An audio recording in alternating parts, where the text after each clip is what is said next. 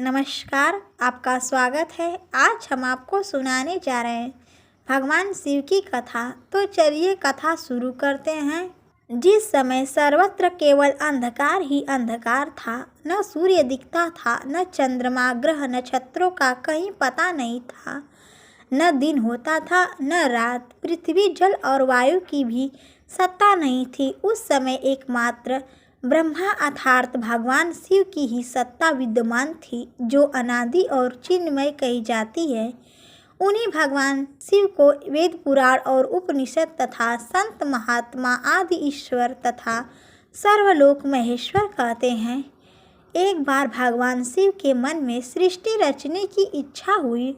उन्होंने सोचा कि मैं एक से अनेक हो जाऊं। यह विचार आते ही सबसे पहले परमेश्वर शिव ने अपनी पराशक्ति अंबिका को प्रकट किया तथा उसने कहा कि हमें सृष्टि के लिए किसी दूसरे पुरुष का सृजन करना चाहिए, जिसके कंधे पर सृष्टि संचालन का महान भार रखकर हम आनंद पूर्वक विचरण कर सके। ऐसा निश्चय करके शक्ति सहित परमेश्वर शिव ने अपने वाम अंग के 10वें भाग पर अमृत मल दिया। वहां से तत्काल एक दिव्य पुरुष प्रकट हुआ।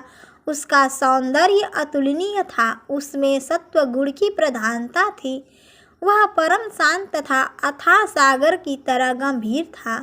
रेशमी पीतांबर से उसकी अंग की शोभा द्विगुणित हो रही थी। उसके हाथों में शंख चक्र गदा और पद्म सुशोभित थे।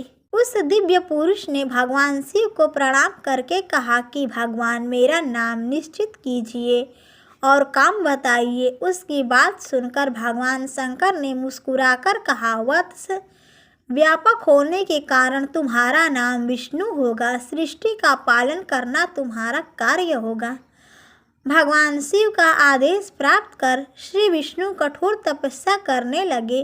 उस तपस्या के श्रम से उनके अंगों से जल धाराएं निकलने लगी, जिससे सूना आकाश भर गया। अतः उन्होंने थककर उसी जल में शयन किया।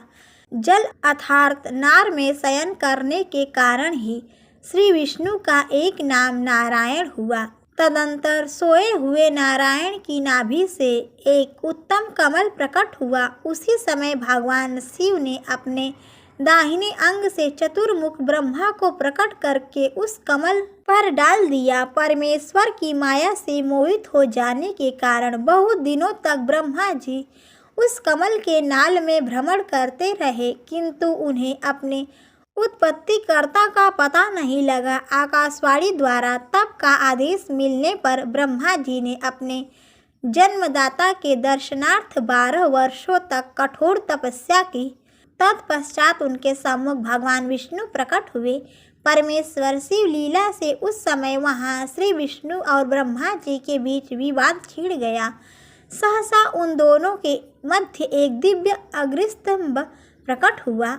बहुत प्रयास के बाद भी ब्रह्मा और विष्णु उस अग्निस्तंभ के आदि अंत का पता नहीं लगा सके। अंततः थक कर भगवान विष्णु ने प्रार्थना की, हे महाप्रभु, हम आपके स्वरूप को नहीं जानते। आप जो कोई भी हो, हमें दर्शन दीजिए। भगवान विष्णु की स्तुति सुनकर परमेश्वर भगवान शिव सहसा प्रकट हो गए और बोले, सुरश्रेष्ठ गण, मैं तुम दोनों के तप और भक्ति से भली भांति संतुष्ट हूँ। ब्रह्मा, तुम मेरी आज्ञा से जगत की सृष्टि करो और वत्स विष्णु, तुम इस चराचर जगत का पालन करो। तदंतर परमेश्वर शिव ने अपने हृदय भाग से रुद्र को प्रकट किया और उन्हें संहार का दायित्व सौंपकर वहीं अंतर ध्यान हो गए। जो भी व्यक्ति भक्ति भाव से भगवान शिव की कथा को सुनेगा या पढ़ेगा, भगवान उसके सभी कष्टों को दूर करके उसके सभी मनोरथों को पूर्ण करेंगे।